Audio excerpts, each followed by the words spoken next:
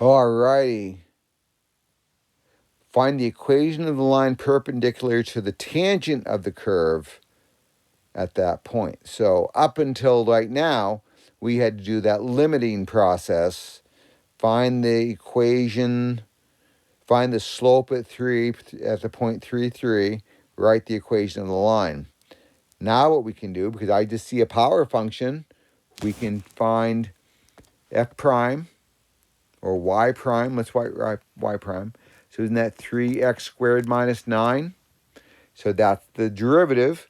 Now let's find the slope at that point. So what is y prime of 3? Well, that says 3 times 3 squared minus 9. So isn't that 27 minus 9, which is 18? That's my slope. Now, if I wanted to write the equation of the tangent line to that curve, and you've heard me say I love point-slope formula, and this is why. So there's the equation of the tangent line to the curve, but they want the equation line perpendicular to the tangent. Lines that are perpendicular have slopes that are negative reciprocals, so all we have to do is take that 18, write it as negative 1 over 18, and leave that as is. Now, notice my open math is looking for, my math lab is looking for y equals. So all you'll probably have to do is do this. Negative 1 over 18, x minus 3 plus 3, because I moved that 3 over. I'm sure, in fact, I did that earlier in the earlier homework. I just left it in this quasi point slope form without doing the cleaning up. Now, if they do and they're going to make you clean it up, well, then you got to distribute the negative 1/18 through. But that's how you do that. So that's not too bad. Next question kind of messes people up a little bit. Let me stop this video and get rid of some of this. So let's see. What's the smallest slope on the curve? At what point on that curve? Well, let's see. So I get y prime equals 3x squared minus 9. So this is the derivative.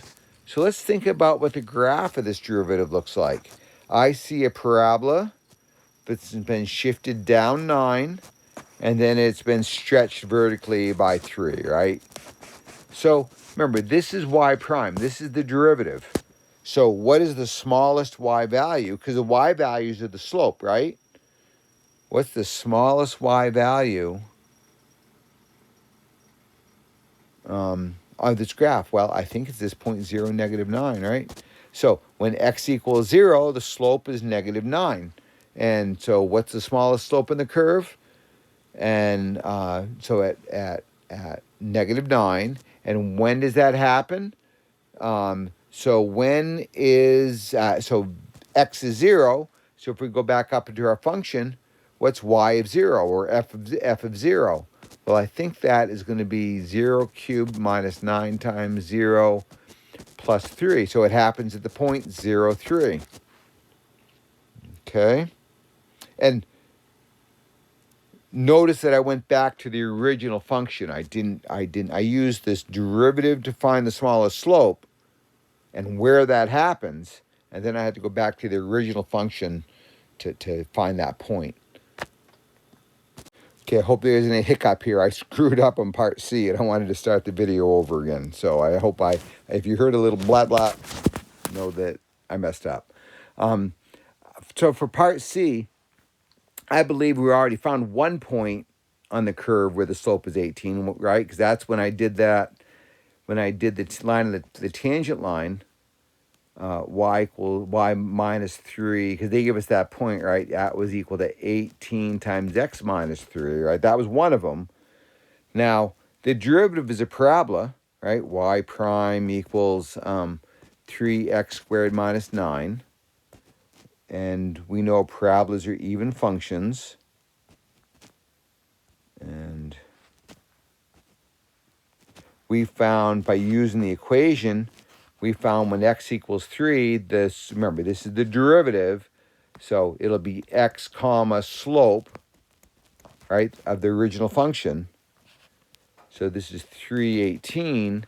Well, and parabolas are even, so it must be at negative 3. The slope is also 18. Remember, we're not looking at the slope of this curve. We're looking at the y values.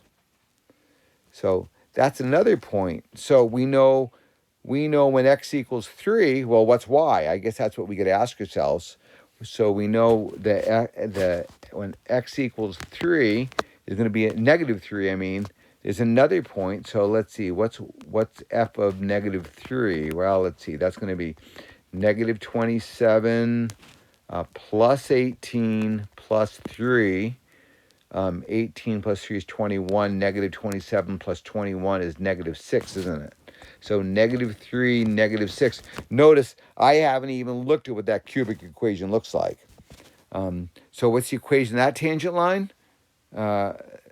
Y plus 6 equals 18 times x plus 3. And then, of course, they're looking for y equals. So y equals 18 times x plus 3 minus 6. And you could clean that up and write it in point slope form if that's what they want. But I think you can get away with just doing that. Okay, good question. I like this one. So give a yell if you want to do another variation of this or get some help with it.